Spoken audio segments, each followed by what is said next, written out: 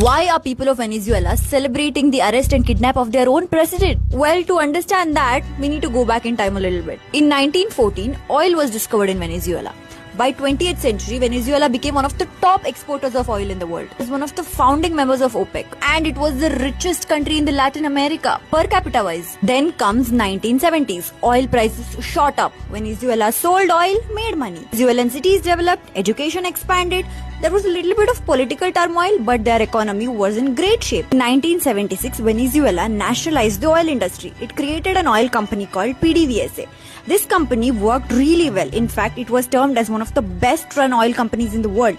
It was professional, it had technical experts, and it was independent from the country politics. Now, this oil revenue funded the whole country. Venezuela survived comfortably on just one source of income. Jump to 1999, a former army officer, Hugo Chavez, becomes the president of Venezuela. Now, this guy was a socialist. Instead of saving the oil revenue, strengthening the institutions, diversifying the economy, he put all the oil money into welfare schemes and subsidies. He just assumed the oil money would last forever. When the oil prices were high, this worked.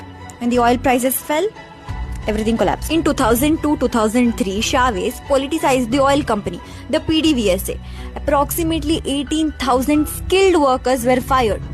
The experts were replaced with his political loyalists. Big mistake. Because of this, the efficiency dropped, corruption increased, and the production started declining slowly. There was one major source of income for the whole country, and they ruined it. Now 2013, Chavez dies and Nicolas comes to power. Country was already collapsing, and Upar se 2014, oil prices crashed. Overnight, Venezuela lost all the money that kept the country alive. Now, instead of choosing economic reforms, Maduro just started printing more money. More money leads to inflation. And then hyperinflation.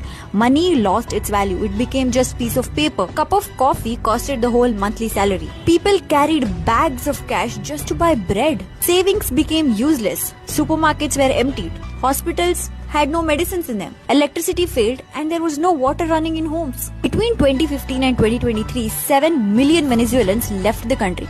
Not because they wanted to, but to survive. People even tried voting him out, but he kept rigging the elections and continued being the president. And now suddenly Nicolas was arrested, out of power, kidnapped and taken into the US. Now people started celebrating this on the streets. Not because they trust Trump now, because the person who was responsible for their suffering for many years was finally gone. But now the real questions arise. Why is Trump doing this? Is he really concerned about the people of Venezuela?